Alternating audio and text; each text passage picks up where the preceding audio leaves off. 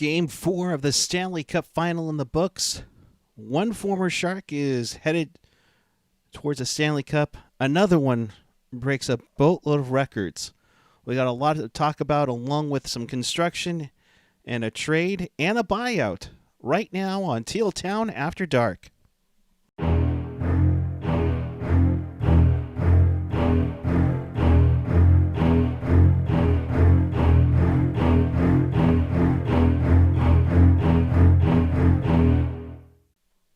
Good evening, everyone. It is Friday night, September 25th, 2020, and wow, what a game. Fortunately, the officiating kind of gets focused on here a little bit, so we will talk about that along with a bunch of other stuff as always. Welcome to Teal Town After Dark. This is your live and interactive post-game. We do this after every night in the Stanley Cup playoffs. So if you want to be part of the show, chat with us and fellow Sharks fans in the YouTube chat on the page or the app. Follow us on the social, Twitter, Instagram, YouTube, Facebook, SoundCloud, Reddit, and of course, Discord. You can hit us up for more Sharks content at tealtownusa.com. Hi, everybody. I'm Eric Kura. I'm at PuckGuy14 on Twitter. Of course, been with you throughout the entire return to play format in the NHL, and well, we might be down to one more post game after tonight. The Dallas Stars, despite a great effort from Joe Pavelski, lose 5-4 in overtime, and the Tampa Bay Lightning are now one win away from their second Stanley Cup in franchise history. Oh boy, it's been crazy. Looking at some of these here, Justin Randy G. Well, I guess the refs made up for that embellishment call. Yeah. Sleepy Mofo saying, I thought MLB officiating was bad. The NHL wants them to hold their entire keg. Rob, happy birthday, bud. Hope you're having a good one. Glad you're doing okay. Does Ottinger start Game 5? Absolutely not. He will not start Game 5. They will go back to Gudobin at this point in an elimination game. Who the officials think they are playing? The 18-19 Sharks? Right? You know, and Zach. Hey, Zach, happy birthday to you, bud. Thank you. For joining us. Pavs had such a great game, but Tampa Bay wrecks it for him. Yeah, definitely. Before these bad calls, it was an actually really entertaining game. Yeah, absolutely. The refs got away with this late, which is absolutely weird as hell. But yeah, otherwise a fantastic game. One of which I think you would use to promote the game.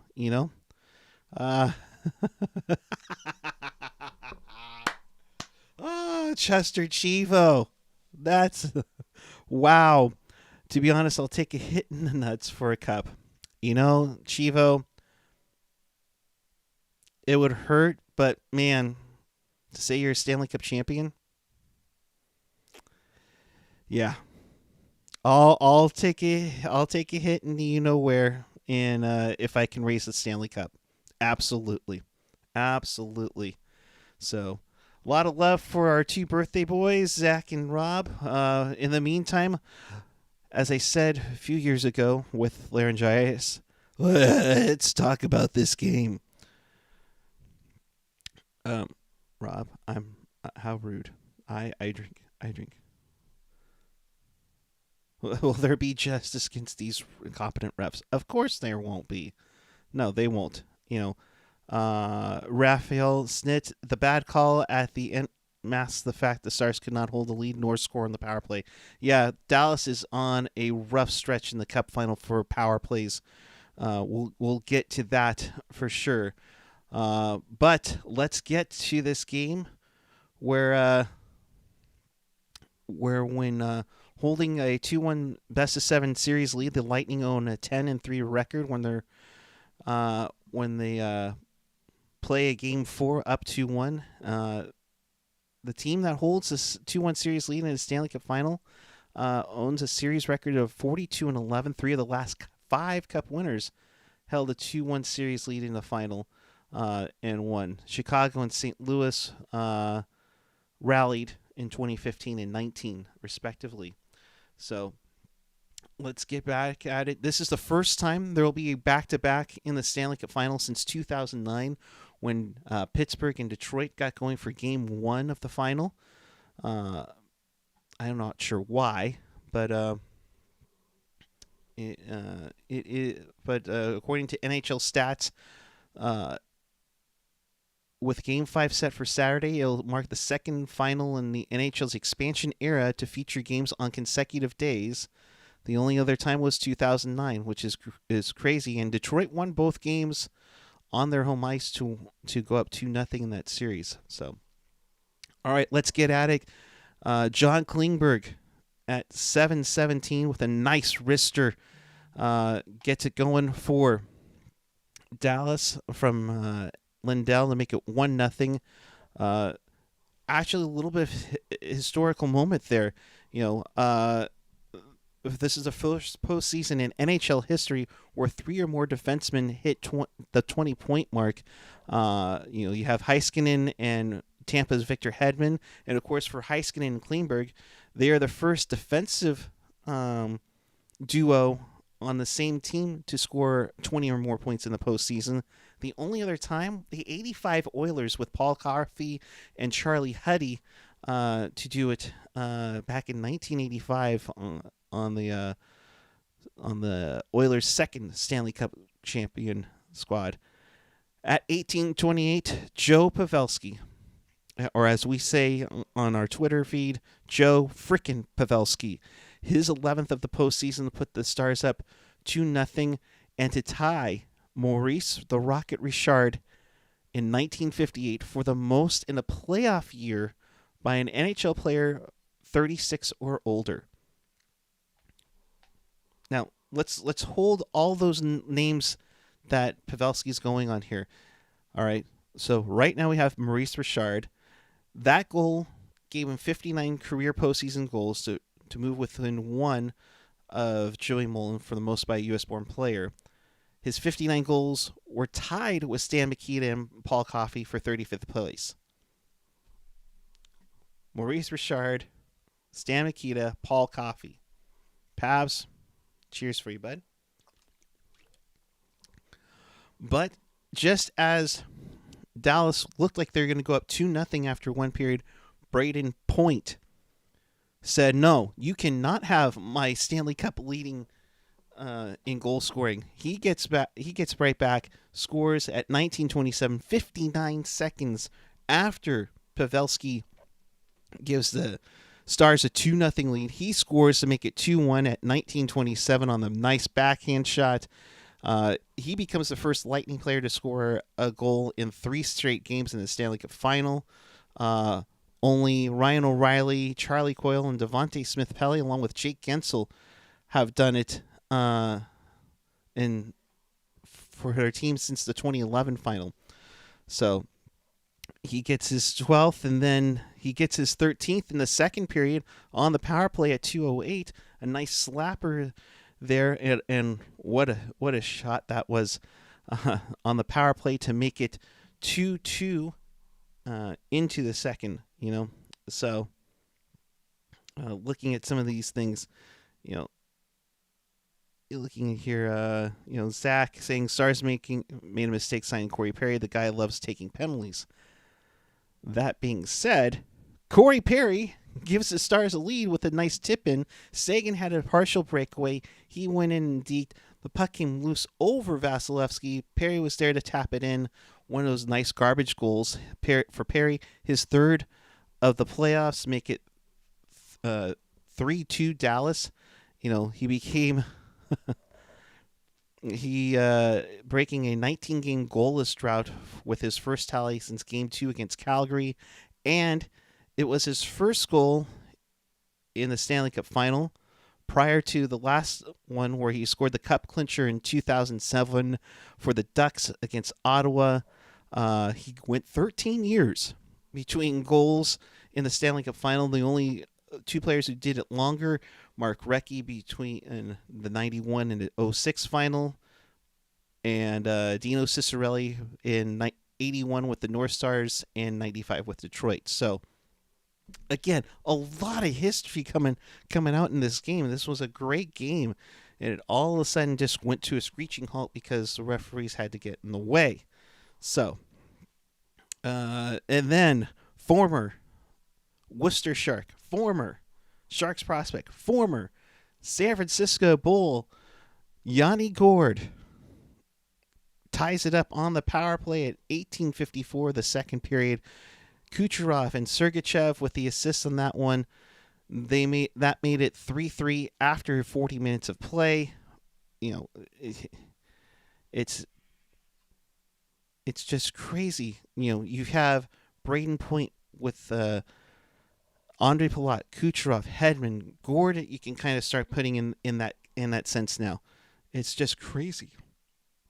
You know, it's just crazy how that happens. Kucherov with the pair of assists. He gets to 25 assists in the postseason. It just marks the ninth time that players recorded 25 or more assists in a single postseason. First time since Wayne Gretzky and Doug Gilmour did it in the 93 playoffs. That's just nuts. You know, that's absolutely nuts to see. So then going on to the third period, Alex Killorn, he gets a nice little snapper that beats Khudobin. Although I thought he was kind of fishing around a little bit and got out of position too much for Khudobin to make it 4-3. Tampa Bay, 6:41 into the third period, and you're starting to think, oh boy, that's not going to be good. But then the big Pavelski shows up again at 11:35 off of Vasilevsky. We thought it went off of Sagan, but it didn't. It went off directly from Vasilevsky to Shattenkirk's shin and in to make it 4-4 at 11:35. Oh, sweet! We are getting a special guest. You love to see it. Hang on one second. We can get that on here just a short moment, folks. Of course, if you want to be part of the show, here's how you do it.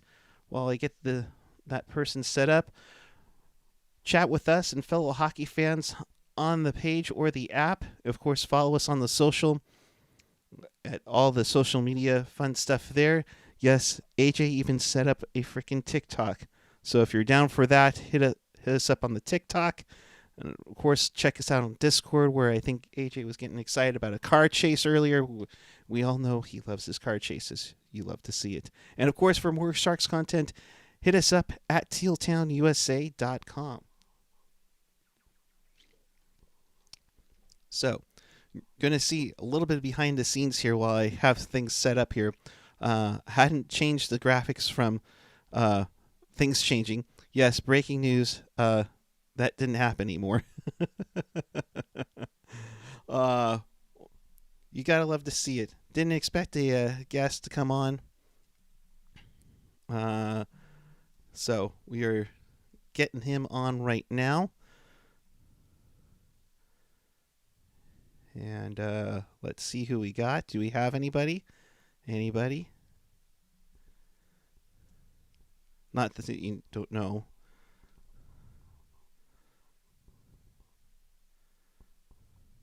We need some... There we go. We'll get somebody in just a second. Kevin Lacey's going to join me in just a minute here. We'll go through some of the comments in the chat in the meantime while we're waiting for him. That's an insane record. Yeah, I mean, we were just about to talk Pavelski in just a second, and it's going to be something else when we do. Pavelski deserves the Selke or the Rocket Richard Award. He's played good defensively. Rocket Richard, of course, goes to the guy who scored the most goals in the regular season. I think he's now in consideration if Dallas can turn this around. If he can get to, if he can beat that record, you got to. You guys are something else. You have to see it. Jerry, come on. Come on, Jerry. Be better than that. Come on, Jerry. Did you give Lacey your AOL CD? Hey, it still has 420 hours on it, okay? Let's just say. All right.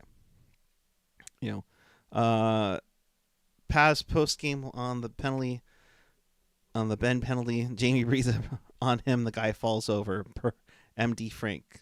Oh, there he is. Okay. I got to let him in. There we go. Let's see. We got. Oh, well, that was pretty quick. And with that, yes, I have a co-host. Yahoo! Joining me now, Kevin Lacey. Kevin, what is happening, my friend? So I just finished the game, and I figured I was like, oh man, there's for someone who only saw the last 25 minutes of the game, I feel like this is the one worth talking about. Oh, There's yeah. a lot going on. There's a lot going on. Kevin, good to see you, bud. Good to see you too, Eric. And Um, those of you in Twitter land, hello, and in the Google chat. definitely. Oh, come on. Ruben, that is messed up. Come on. What?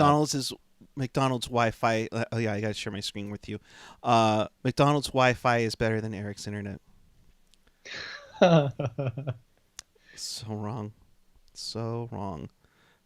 Just another Randy G. If Dallas comes back and Pavs leads in goals, to toss it between Dobie and Pavs. And I was gonna say, if Dallas does come back to win the cup, it's got to be. Well, it could be a number of guys. To be honest, it could be Heiskanen, it could be Klingberg. You can go with Kudobin. You can go with Pavelski for sure. But there's definitely a lot of options out there from both teams, Kevin, for the Conn Smythe. It's funny. That's one of the things I wanted to talk about on here. So it's Psyche perfect. mind going on. All I've been hearing about with the Conn Smythe lately is if Dallas wins, it's Anton Khudobin all the way, and I'm just like, well, let's back that train up just a little bit, and it's easier to say this when Khudobin gave up 5 goals tonight, but for me, call me a homer, say it's favoritism, whatever. But for me, Joe Pavelski has been the MVP of the playoff, from the Dallas side at least, the MVP of the playoffs, because the guy's got 12 goals. Like, how many did he have in the regular season? 14? I think like 16. 14 or 16? Yeah, it might be 16. Yeah. So he's already up to 12. He's really carrying the team on his back the way we in Sharks Land saw that for a number of years, and he's gone from the guy that was barely getting third, fourth line minutes to the guy playing in every situation, top line power play, top penalty kill unit, top line with Jamie Benn. Like, he's doing it all for them right now, except for goaltending. Yeah. And then for the Tampa side, boy, that one's harder for me, Eric. That one really is, because there are a lot of I mean, Tampa is such a talented team that it makes sense that, not that Dallas isn't, but Tampa to me is just like the gold standard in the NHL right now. So it makes sense that there are so many different candidates. Braden Point's the easiest one, but man, oh man, I mean, Vasilevsky's had a great, I was going to say tournament. I guess it's a tournament. Even the unsung hero guys who show up every freaking year in the playoffs, like Alex Killorn, Andre Palat's been very good. Victor Hedman is like a guy the media keys in on a lot.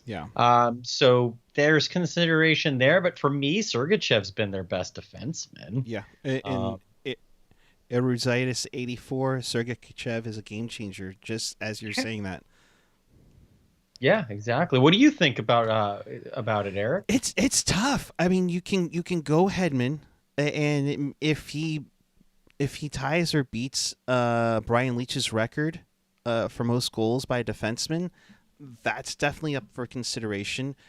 You also can say Sergachev. You can definitely go Vasilevsky. Point. I know Jerk loves for sure. I Hey, mean, you keep. hey, I was on the Braden Point train first, bud. I just want to say that. And I know he's going to argue that, but I'm Right? going to look for those old Pucknology writers' rooms that are still available if you subscribe to Teal Town USA on YouTube. I guarantee that I was praising Braden Point on our draft coverage before Hockey Jerk was. I guarantee this. I haven't even gone back and looked at it. So if I'm wrong, I'm going to be really bad. But Oh I boy. know I was so hard on that train. But I mean, he's been a heck of a player. He had and you know he's hurting. Oh yeah. And you talk getting back to Pavelski in the on the star sense, and he, by the way, 14 goals. You were right. My bad. I thought it was 16. Oh, I knew it was 14 or 16. There you go. But I mean, Pavs is up there. You can go Heiskanen or Klingberg or Kudobin. I mean, it's definitely you can throw them up in the air. I don't know who you go with, to be quite Klingberg, honest. has been fantastic for them. And he's another player that I feel like as Dallas, I mean, Dallas is still, this year's great, but like over the last 5 or so years, they've been a little inconsistent about making the playoffs or being a fringe Right. team or whatever. But I feel like when they have made the playoffs, John Klingberg has really stepped up. Mhm. He's a guy that I know I mentioned privately, at least. I really thought this offseason the Sharks were going to trade Brent Burns to Dallas for John Klingberg. I don't see that happening No. now. Why, if you're Dallas, as great as Brent Burns is, maybe not defensively, but it was as great overall as Brent Burns is, why would you get rid of John Klingberg at this point? Because the guy has been just fabulous in the playoffs.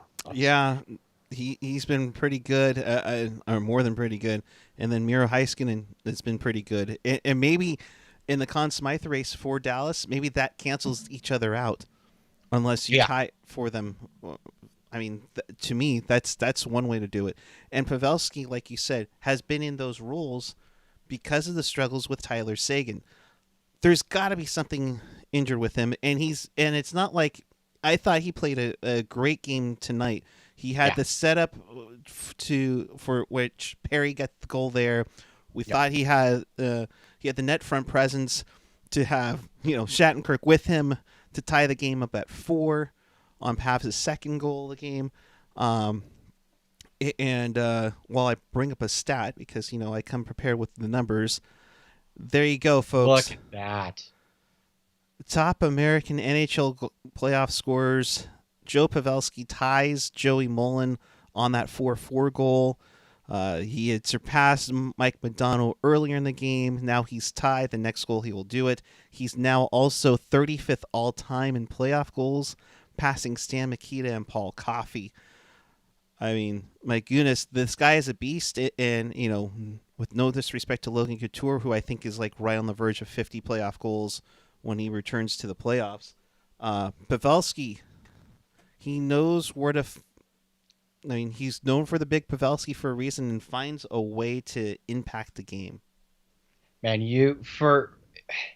this was totally impromptu. This was one of those, I finished the game and I said, let me find out where the broadcast is at. Perfect. I can jump on kind of thing. So I came in unprepared, but you're making me want to throw on a Joe Pavelski t-shirt up in the background right now because golly, that guy's he's my guy, man. Yeah. I try not to get overly fanboy on these shows whenever I'm on, but that guy, man. Right? No, he's been something else with you. Getting this from Brady Tentero. Always a Joe good Pavelski with no time to talk about his 2 goals after Stars lose in Game 4. Let me see if I can get the audio for this really quick. While you're pulling that up, I just wanted to. Oh, you have it? Go ahead. I was just going to say you were talking about Tyler Sagan, and I think you were alluding to him possibly being injured.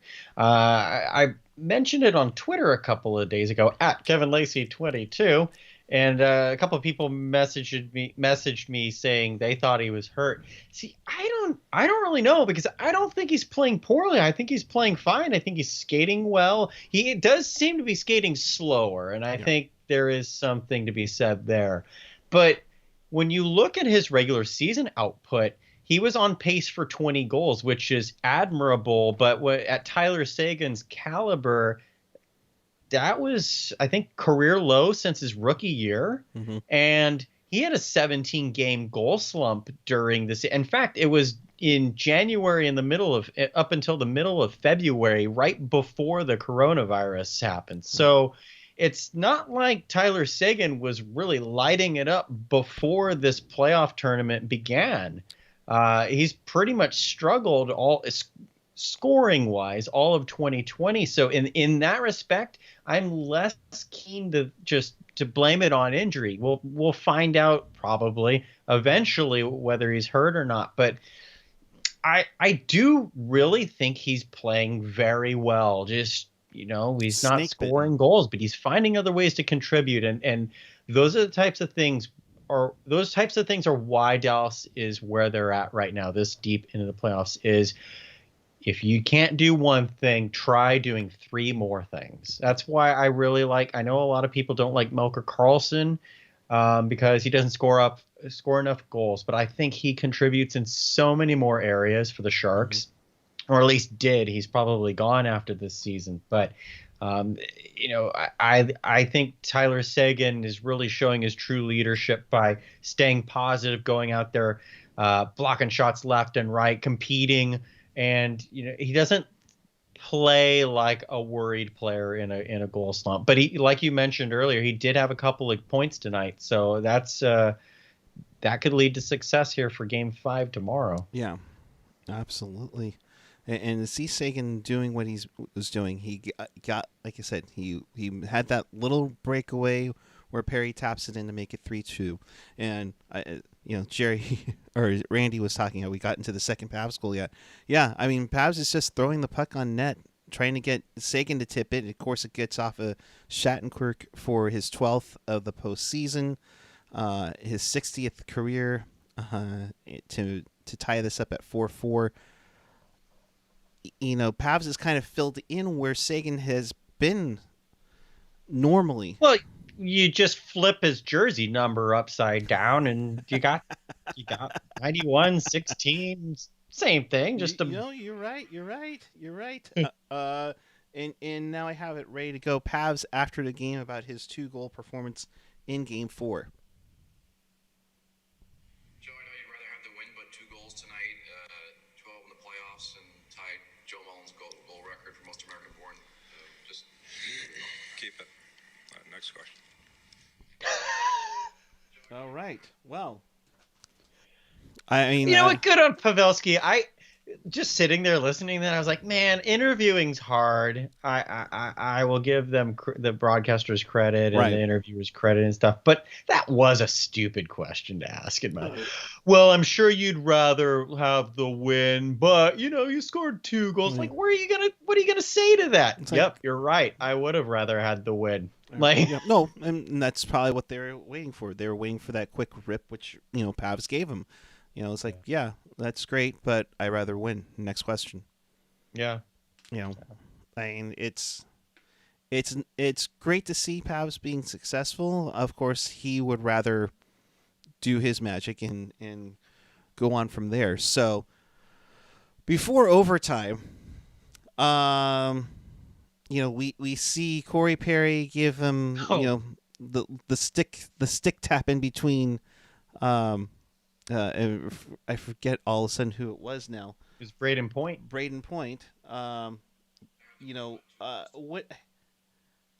What did you think of the call? Because they get Corey Perry for interference, and then Braden Point for embellishment. Oh man, this was bad all the way around from an official's perspective. And actually, I'm going to backtrack this just a little bit. But overall, this plays overall here. Patrick Maroon earlier in the third period took a holding penalty that he was so adamant that he did not hold. And in fact, I think that was that the power play that Pavelski got his second goal on? I feel like it was, but I might be wrong on that. But Patrick Maroon was so adamant it was not a hold. And Kelly Sutherland had his arm up immediately. And when you see the replay, it's like, what are you Yeah. arguing about? Like, good job, Kelly Sutherland. And then I feel like that was the last time I gave a thumbs up to the referees in this game because so the play actually started with the dig out of the puck. Jan Ruda, the puck was in his pants. And Yeah. Braden Point grabs the puck out of his pants, out of Ruda's pants, and brings it back into play, basically. You see Corey Perry up on the bench, arms up, Yeah. like, what? Like, and I think that's why he cup checked Braden Point. I mean, to me, it's not. What are you arguing about? It's not, I mean, okay, you can argue that there should have been a whistle, sure, but I mean, like, it's not like Braden Point covered the puck illegally or something. I mean, if anything, he helped the flow of play by allowing it to continue. And it wasn't like Dallas stopped playing because the puck was in his pants. No, it wasn't like the Sharks against the Canucks in Game 5, the 2011 conference final. Exactly. So for me, I thought that play was fine. And Corey Perry gets on the ice, immediately cup checks Braden Point, and for that to be 2 minutes for each player was just unbelievable to me, because for one, you never see it, but that's supposed to be a 5-minute major for spearing in a game misconduct. You're right. And that was not called. Sorry, that was not called. And then Point gets called for a penalty. Like, I know they're never going to call the 5-minute, and especially not in the Cup Finals, third period of a tie game. But, like, man, how do you call that? I mean, then again, we're 1 year removed from Sharks and Golden Knights Game 7. How do you call a 5-minute major in that particular time of an important game? Let alone in the Stanley Cup final. I mean, that's a tough one. But, I mean, you're right. Then again, we've seen where Ed Belfour did a more violent... Okay, I'm done. But, I mean, you've seen it where I think it was Martin Lapointe in 1998, just literally like, oh! Every time I look at that, like, oh! Yeah. Oh, man. Patrick Waugh did that to... See, I feel like I'm getting it mixed up. I want to say he did it to Dino Ciccarelli also, but I don't think those timelines match up. But that seems right, though. I know it was Detroit. It was Detroit, sure. And he actually might have done it more than once.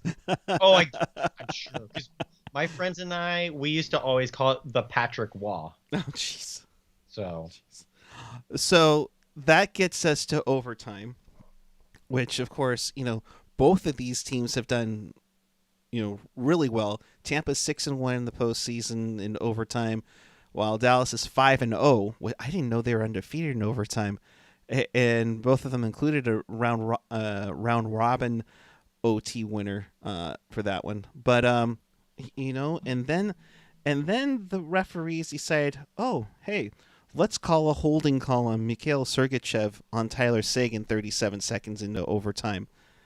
And, Dallas's power play has just been, I think they're like 1 for, let's see, what did they do tonight? Tonight they were 0 for 3. I think they're 1 for 14 in the Stanley Cup final. Not good, Kevin. And I was watching that power play, like, with a key eye on Denis Gurianov, because after the OT goal he scored to send Dallas to the finals with that one-timer from the right wing, which I think he's scored from at least twice in the... I might be wrong, but he's obviously done it once. I think twice. I was watching that going, watch that cross pass to Gurianov, But, hey, Tyler Seguin had a couple of really good chances on that, the one-timer to the left side, which... you want to have options, and I think Dallas used that. But besides the Sagan chances, I did think Dallas looked a little clumsy, maybe fatigue stepping in. But I did think they looked a little bit clumsy and couldn't quite get themselves set up. Yeah. Yeah. And Randy, you're right. That was a hold. That was out of the four penalties that were called between the last minute of regulation and throughout overtime. That one was probably the legitimate one. Mm-hmm. So, yeah, but yeah, Dallas couldn't cash in on that one, and then Dallas, Jamie Benn gets called for tripping against Tyler Johnson. Correct me if I'm wrong. Was it Kelly Sutherland who called this one? No, it was Francis Sharon. Okay, so he calls it, and he's adamant, like even on the NBC broadcast, and I think even on the Hockey Night in Canada broadcast, both said you tripped him up with your skate. Okay, we look at the replay. No, he's stick tying with Johnson, and Johnson goes down. I'm not going to say Johnson was diving, but I thought more than anything he held on to Johnson's stick, which caused him to go down a bit. On the second replay, I thought you might be able to call Ben for holding on that. But for me, I mean, it took two replays. When I saw it live, I audibly said, that's not a penalty. Because I was immediately thinking, because I saw Tampa's bench just go nuts. And I was audibly saying, that's not a penalty. Calm down, right? And then you see Sharon's arm in the air. And I'm like, oh, they did not call that. Yeah. Because to me, it just looked like a 50-50 battle with two guys trying to out-muscle each other. And you've got Tyler Johnson, who's 5'9", and Jamie Benn, who I think is 6'3". Ben wins that battle because he's bigger. It's a hard fall for Tyler Johnson, but like if I was Tyler Johnson in that situation, I wouldn't think that was a penalty, unless it was a grab. But at real time speed, I think that's where it looks like Ben could have been called for a holding, because you have that benefit of super slow mo. In real time, I thought that was just the battle. And that might be the first time in the entire playoffs that I've agreed with Keith Jones on something. But Eric, I don't think that was a penalty at all. I'm with you on that. I mean, we've been so used to it, Kevin, where we just say, let the players play in overtime. Now, if it's something absolutely egregious, yeah, call it. Absolutely. But and even with that hold call, early in the overtime, like, I don't know, but yeah, I mean, because look what happens now. Shattenkirk gets the puck from Hedman. He just shoots it, and this is his second overtime, career overtime winner, and Tampa wins 5-4. They come back from a 2-goal deficit to win this game. And now we go from maybe having an even series with a critical game 5 tomorrow to Tampa could win the cup tomorrow on a questionable call like that. That's a tough one to take. Completely. And first off, good on Kevin Shattenkirk getting the redemption, since the tying goal that had bounced off his left leg. So in that respect, that's pretty cool that he's the one that got the overtime winner. I do question Anton Kudo.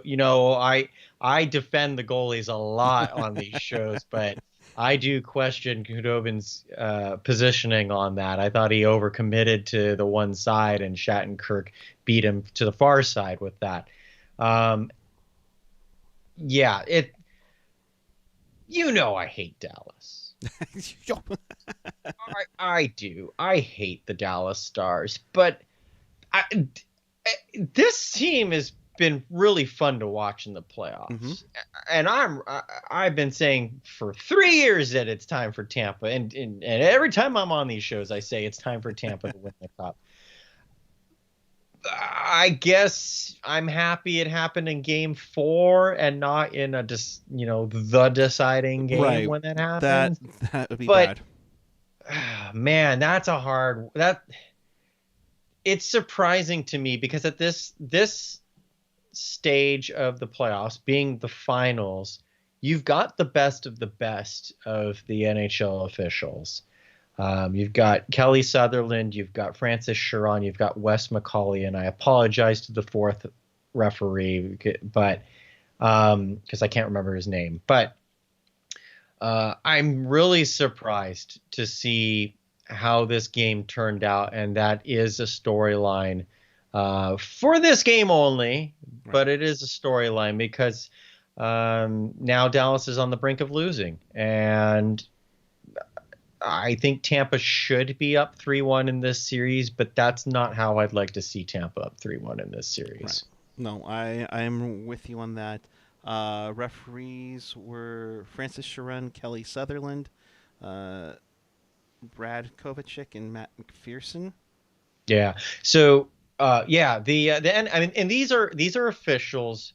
The NHL has been very consistent over the last 3-4 seasons at the same officials, more or less, have been in the finals, and it's not for like a lack of giving someone else an opportunity. Right. These are the best. These are the best officials, and when you see those player polls, these are the names who do come up. So it's unfortunate, and Dallas needs to, it's make or break time now. Yeah. So they can't dwell on this. I don't think you're going to see either team sit back tomorrow. For me, I hate that it's back to back. Yeah. I was actually kind of hoping this game would go to triple OT to force the league to consider moving Saturday's game to Sunday. And we know the reason it's not going to be played on Sunday is because of football. Right. And it's a damn good week of NFL football if you look at the schedule. Oh my goodness. But it's the NHL does not want to compete with that. So you have this back-to-back situation. I wish Game 5 was going Monday. Let them have the weekend off because these guys have gone game, day off, game, day off. And think about for Tampa where they had to fly from Toronto to Edmonton, get into a hotel room, and then get going for the Eastern Conference Final. But I mean, jeez. But sorry to interrupt you. No. I feel like I'm interrupting you here. No. But yeah, it's the NHL. I know I said it the last time on, but if you didn't see last time on, I'm going to say it again now. The NHL for years has had way too many rest days in the playoffs, especially in the Cup Finals. Where are we waiting 3? There was one time there was a 4-day break in the middle of this Cup Finals series. I do not understand that. But now you've done the total opposite, where you have back-to-back games. The NHL threatened to have 2 back-to-back games in this series had the last round gone to a 7th game between the Islanders and the Lightning, which is unfathomable. I was thinking, what's the rush? What are they doing? Because they pushed the draft up by 3 days. Then I started to think, they're probably doing this to get the players out of the bubble. Right. Like, the players need to get back to their families and everything like that. Because I imagine it is tremendously hard. Just with us here in California, with the wildfires and the smoke and everything, I have a lot of things to do at home. And I stay very busy. But just being cooped up in the house for maybe 3 days consecutively because of smoke, I was dying to at least go outside. And the players can go outside. They're not locked in their hotel rooms here. But still, you only have so much you can see and do there. So I mean, I think that's why they're doing this, Eric. Yeah, they've done a great job putting this whole thing together. I mean, kudos to it. But yeah, I mean, we're going on over 2 months now, and these guys want to get back. And Sleepy Mofo, you kind of reiterated everything we said.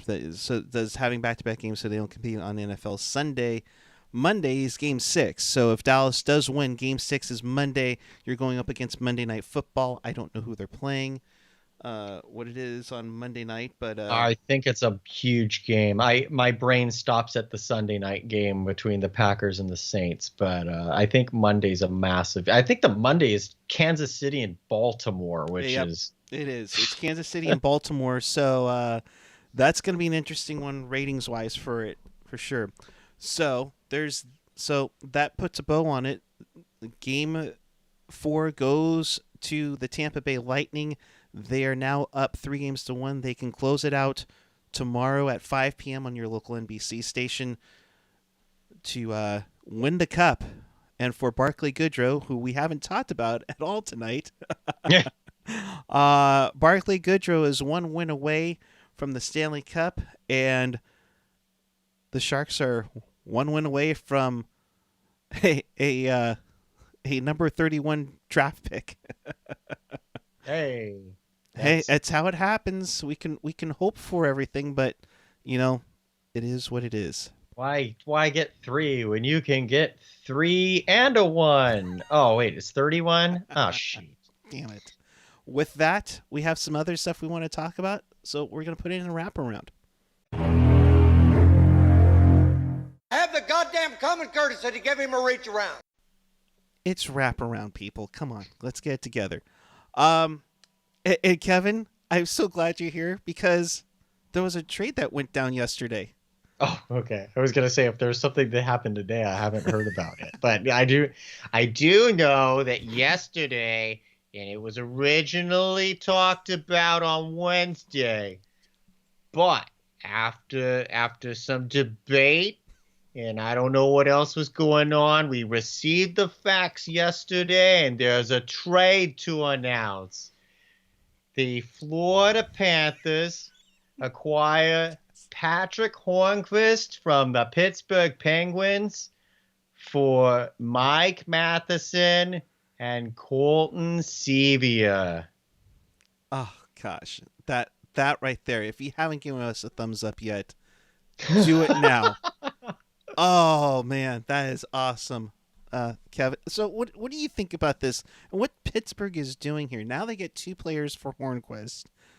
I mean, I'm kind of confused. I mean, I know they can't spend to the cap, but I'm kind of curious as how they're I don't know if Hornquist is the right player for them to move.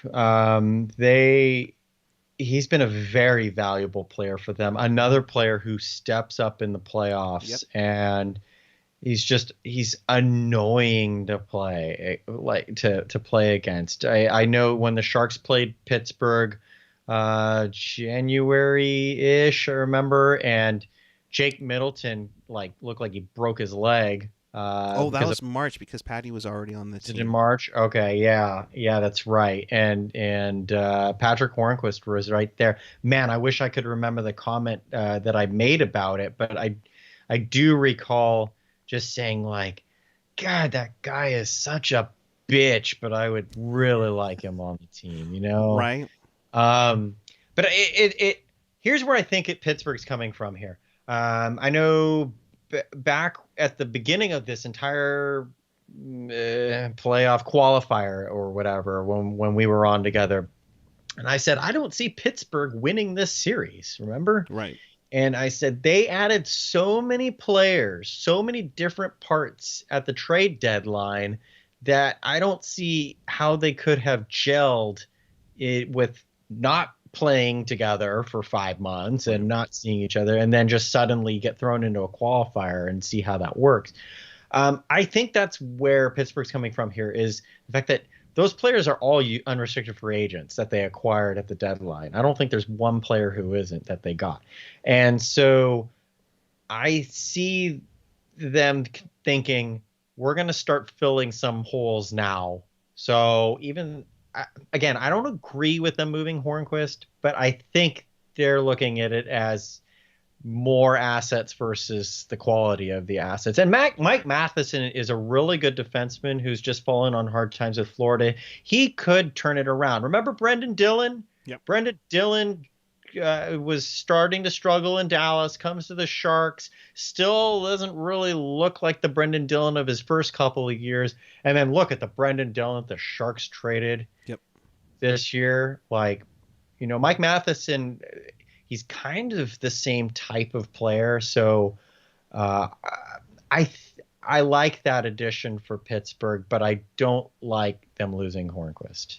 Yeah, I kind of with you. Hornquist, of course, got the cup-winning goal for them in 2017, but yeah, I guess it's trying to get more value out of your cap value or cap hit, I guess. Although I think it's Matheson has a bigger chunk later in his deal, so it's kind of a little weird, but I think I see where they're going. For Florida, that's a good pickup for them to get over the hump.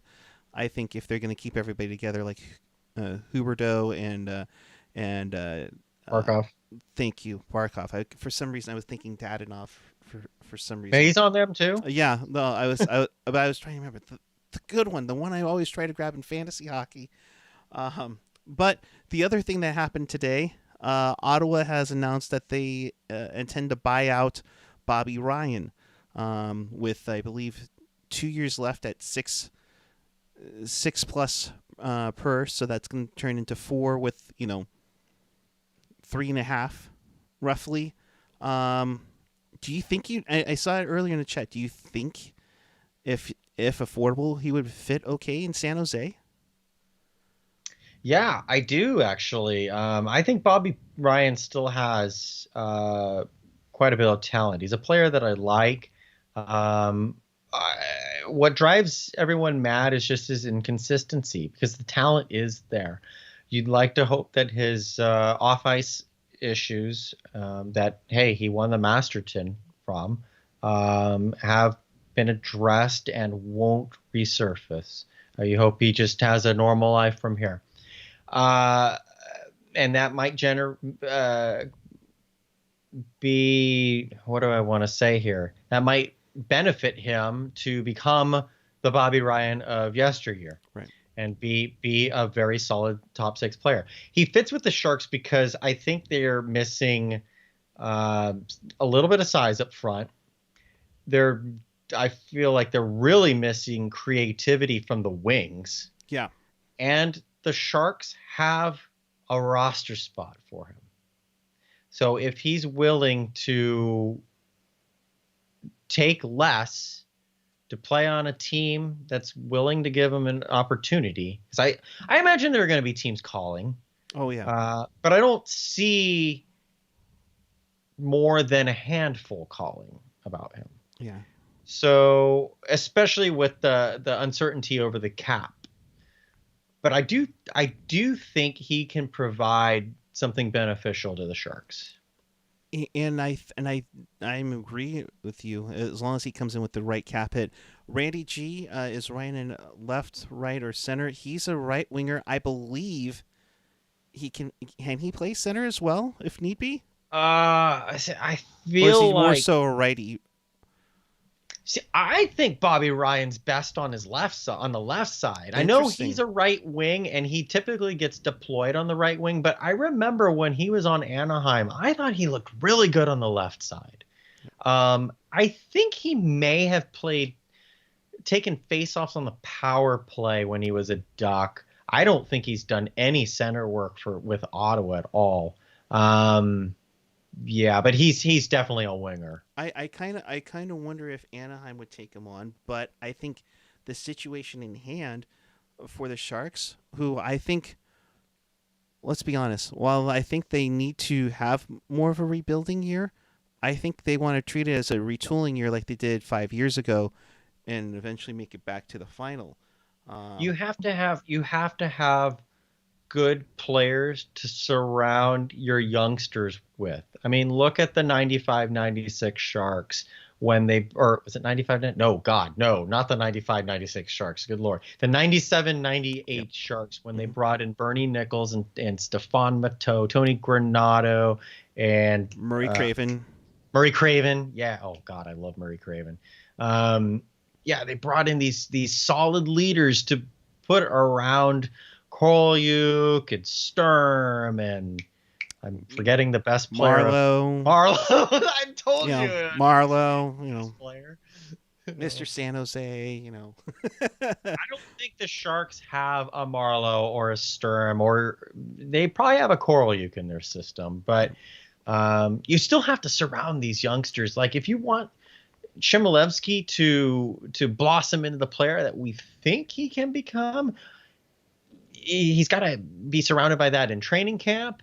And then you got guys like Chelman, and Gambrell, Noah Gregor especially. Like these are the types of players who can really be elevated by having talent around them rather than, hey, you're going to have to do it on your own. Best of luck kind of situation, because that's what I feel like Edmonton did all those years that they got the first overall pick and nothing happened, was the fact that they were relying on talent alone and saying, hey, you're good enough for a first round pick, therefore you must be good around to do everything on your own. And that just doesn't work like that. No. I think Ryan would be a good fit, depending on the cap hit, to help out the squad where it needs. What we've talked about ad nauseum, the loss of Pavelski, Nyquist, and Donskoy ad nauseum. I think he'd be a good fit for him to hit on there. Of course, you also need to figure out what you're going to do with LeBanc and anybody else. Oh yeah, that backup goaltender position. What are we going to do there? Hey, Ottawa got said they're not re-signing Craig Anderson. I don't know if Craig Anderson's a fit for the Sharks in that role, but I do think the Sharks are going to look at someone who is capable enough of starting if Martin Jones has a bad season. Yep. No, they need to have somebody there just in case Joner doesn't get off to a good start. And because you mentioned, and another one, and this one, good Lord, how long until Nason re-ups? We haven't heard anything about that one yet. I don't think we're going to hear anything until after the draft. Yeah. Or like the day after the draft. I see it happening. I don't see Nason going anywhere. No, but I really liked how he played when they picked him up off of waivers. To me, you add a couple more pieces to shore up the offense, and you get good goaltending, they're right back in it. Oh, certainly. Certainly. So, and because you mentioned Chmielewski, we are required to. Ooh, Barracuda.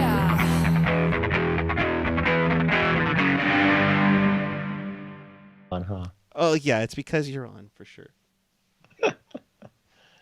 I don't know if I have any Barracuda news. Do I? Well, in a way, we kind of do. Do we? We saw the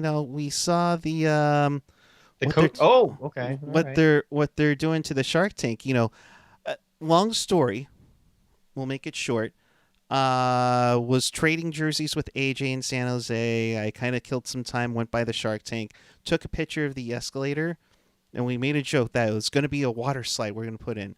Little did we know, we find out. Oh, they have been working on something, and it's the whole ice system. Which I think you and I both, we've heard about the ice conditions at the tank. This is a welcome sight. Tell me more. Well, how many times are we going to blame the Barracuda for a 7 p.m. face-off for the Sharks and a 1 p.m. start? Oh, man. Hey, it's good to see. One of the things that with the pandemic that I said when traffic was reduced by, what did they say, like 77% or something like that. What I was saying was, now is the opportunity to repair the roads, city of San Jose. And it kind of happened.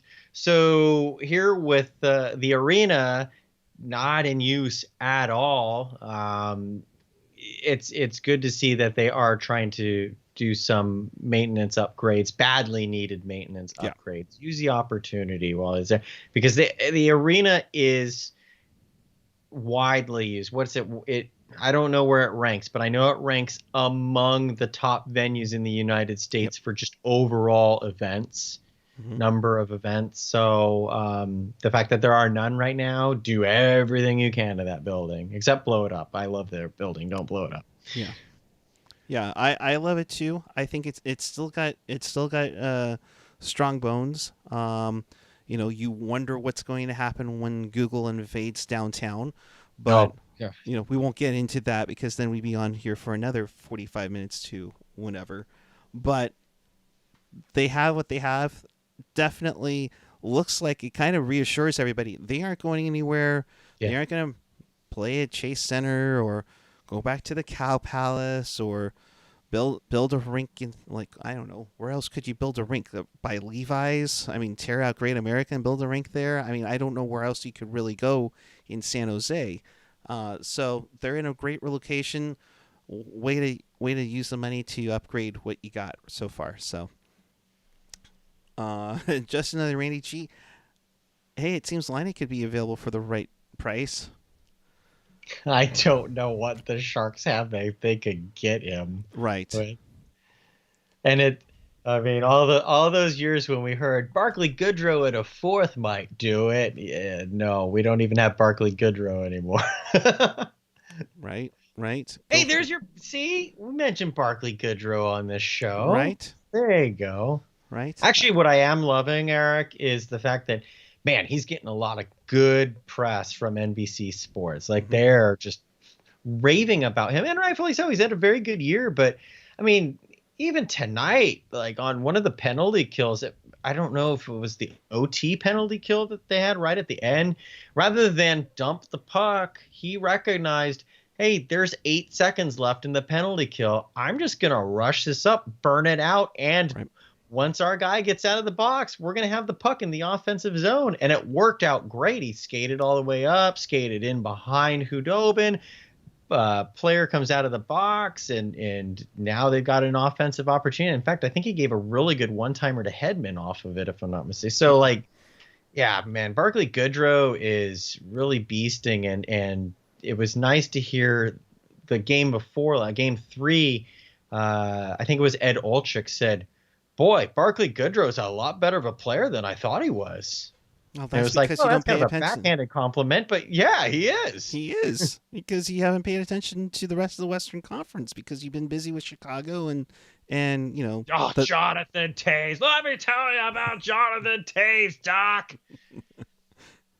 You know what? With that, we're just going to waffle board over to, in case you missed anything and you want to watch this again, my goodness, check us out on tealtownusa.com or your favorite podcatcher, whether it's Apple Podcasts, Google Podcasts, YouTube, SoundCloud, Stitcher, Spotify, TuneIn, and iHeartRadio, and always available at tealtownusa.com. Don't get me started. I will definitely go down the Mike Emmerich beaten path and knife it along. So I will shovel it over to you, Kevin. See, for your final thoughts and where the people can find you. Big Drive.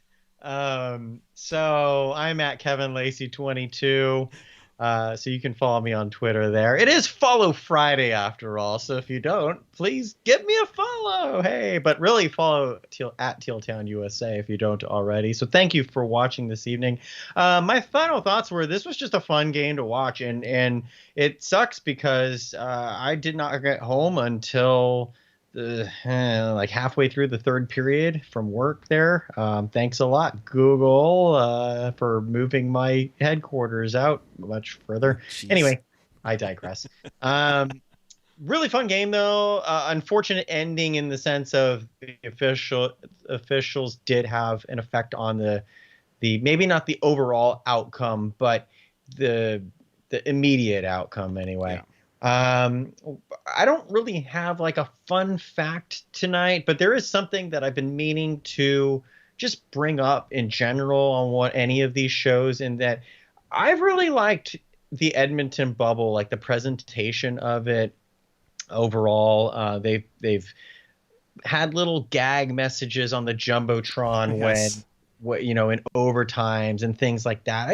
I love that they're having fun with it. But one of the things that I really think is cool is, so the Edmonton Oilers, I don't know the names, but the Edmonton Oilers did change public address announcers a couple of years ago, and because their longtime PA announcer, what I thought was really cool was when we did have the first couple of rounds of the playoffs and there were multiple games being played on the same day in the same building, they brought back their retired public address announcer to do the day games, and then they still had their new regular PA announcer for the night game. So I thought that was really neat that they were able to give opportunities to their in a way their alumni, their organizational alumni. So good on the Edmonton Oilers for that, and for Rexall Place. So. Yeah, it was nice to have a little bit of, I forget what was his name, Al Stafford, something like that. That name sounds very familiar. I believe that's the name of the Yeah. PA guy at It is. Rexall Yeah, Place. it is. So it's nice to see both of them kind of go back and forth, which is cool. The bubbles Yeah. have been fantastic. I know it's been taxing on a lot of guys, like Steve Mayer, who was there beforehand. Kudos to you. If you haven't watched some of the In the Bubble series on NHL.com, definitely check it out because it kind of gives you behind the scenes of everything. So there's that. I'm at PuckGuy14 on the Twitter and the Instagram. I got to show the jersey of the night because right now the Giants are up 5-3, and if they win tonight and win tomorrow, they are in the playoffs. So a San Francisco Giants hockey jersey right there. So Nice. go Giants. Also I'll give kudos to the A's, who are also on the verge of playing in the postseason too. So definitely look out for that. So with that, we are out of here. Keep that subscribe button going. Follow us on the Twitter and the Instagram. Subscribe down below and around, and check out all our other content. And until next time, keep it real, keep it teal, keep it real teal. Kevin, thank you as always. Thanks everyone for watching. Have a good night. We'll see you tomorrow.